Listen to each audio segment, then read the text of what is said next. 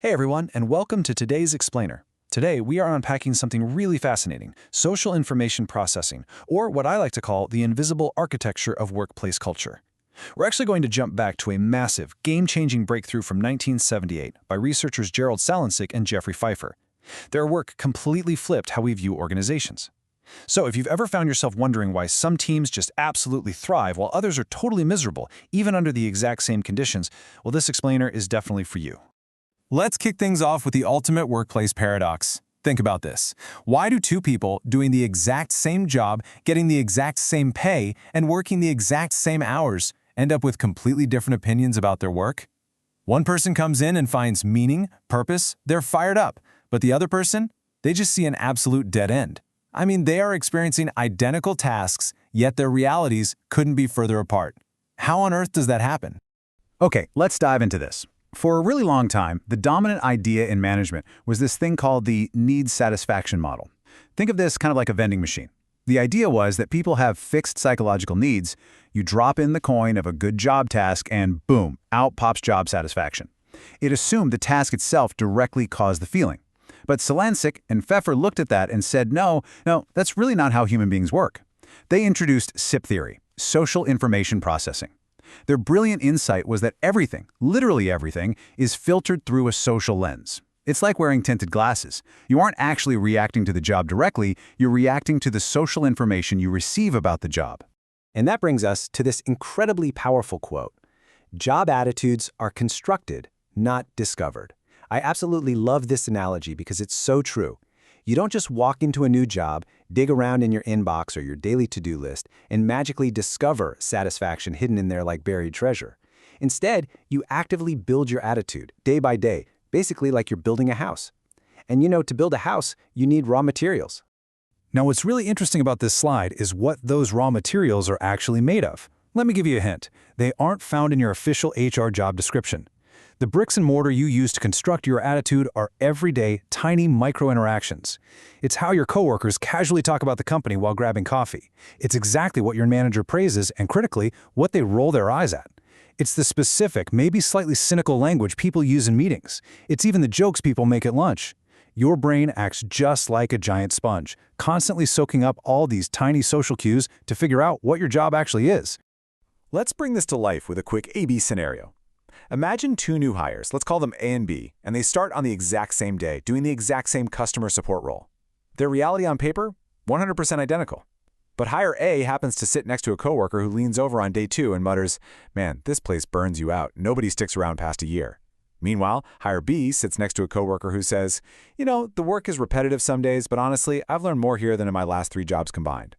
Fast forward 6 months. We shouldn't be surprised at all to find out that hire A is actively scrolling job boards, while hire B just got a promotion. Same exact job, but completely different social information, which led to a totally different outcome. Think back to our analogy. Hire A built a house of misery out of cynical bricks, while hire B built a house of opportunity out of optimistic ones. The social cues from the person sitting literally right next to them completely overrode the objective reality of their daily tasks. Now, if coworkers are handing you individual bricks, leaders are handing you giant prefabricated walls. In SIP theory, leaders are known as high-salient, high-legitimacy sources, which is just a fancy academic way of saying when a leader speaks, it's not just another voice in the break room. It is a super signal. It's like they're using a megaphone instead of a whisper. When a leader frames a situation, employees don't just file it away as one person's opinion, they treat it as an undeniable signal about what reality actually is. And this brilliantly illustrates how a major event, say a massive company reorganization, gets filtered through a leader's lens.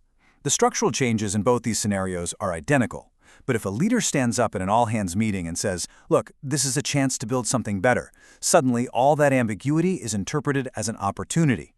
On the flip side, if a leader gets up there and says, "I know this is rough, but we have no choice," immediately the exact same restructuring is viewed as a massive threat and a sign of company decline. The reality on the ground didn't change one bit. Only the leader's social framing did. This theory has some really profound implications for how we design systems, especially things like onboarding. We normally think of onboarding strictly as the formal paperwork, right? Pure information transfer. Here are your software logins. Here's the org chart. Read this manual.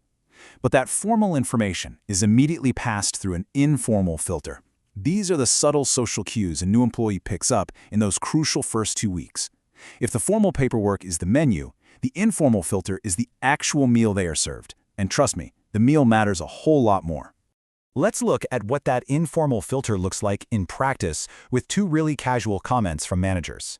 Manager A casually drops, "Hey, we move fast here. Mistakes are totally fine. Just flag them early."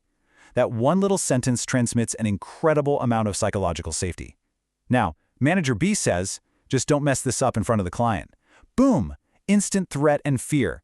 These aren't just throwaway lines, folks. These managers are handing their new employee a completely different working model of the entire organization. So the crucial point is this. If you design systems or if you lead teams, you absolutely cannot leave this informal layer to chance. You have to realize that the offhand comments aren't just background noise happening around the real onboarding process. They actually are the real onboarding process. Those informal, unscripted moments dictate exactly how the formal tools and rules are going to be used by your team. And honestly, this reveals exactly why so many top-down culture change initiatives completely fail. Organizations love to pull these formal culture levers. You know the drill. They roll out shiny new values posters, they write up new corporate policies, they revamp the whole performance review system. But SIP theory reveals that these formal levers are basically powerless against the true building blocks of culture. Who is actually talking, what they are saying in ordinary, mundane moments, and the informal cues that get repeated every single day. Quite literally, culture isn't a poster on the wall. A beautiful, expensive poster that says, "We value collaboration," does absolutely nothing. Zero, if the highest status person in the room is constantly hoarding information and rewarding people who work in silos. Employees aren't foolish. They will always believe the accumulated weight of the behaviors they see modeled by credible sources over the glossy words printed in the break room. Let's move to the next point and see how this builds our final understanding of the modern workplace. Job satisfaction, burnout, engagement, none of these are private calculations happening in a vacuum inside someone's head. They are continuous, active construction projects. Attitudes are built socially, cue by cue, conversation by conversation, and they are heavily influenced by the leaders and the peers directly around us. Which leaves us with a pretty heavy, but I think ultimately empowering realization. Every single time you speak at work, you are handing someone a brick. So I want to leave you with this question to reflect on. What building blocks of culture are your offhand remarks building today? Are you building a house of opportunity and psychological safety for your team, or are you building one of cynicism and threat? The invisible architecture of your workplace is entirely in your hands. Thank you so much for joining me for this explainer, and I really hope it fundamentally changes how you view your next meeting.